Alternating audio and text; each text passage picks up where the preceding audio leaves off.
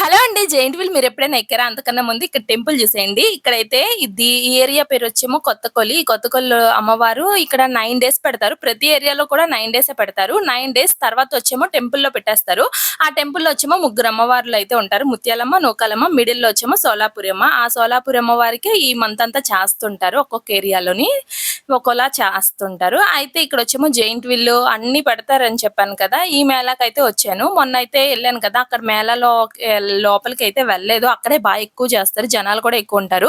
ఇక్కడైతే అసలు జనాలే లేరు. పైగా వర్షం గూడా పడింది ఆ రోజు. మేమైతే ఎక్కేసాం. ఒక సైడే ఎక్కాము. ఆపోజిట్‌లో కూడా ఉండాలి ఎవరో ఒకళ్ళు. కానీ వన్ సైడే కూర్చొని అలా కూర్చోకూడదు. చూసారా అన్నీ ఖాళీగా ఉన్నాయి. ఇలా తిరుగుతూ ఉంటే అమ్మో! ఎలా ఉండిద్దో గదా! మీరెప్పుడైనా ఎక్స్‌పీరియన్స్ చేసారా? నేనైతే ఫస్ట్ టైమ్ పాడేరులో ఎక్కాను.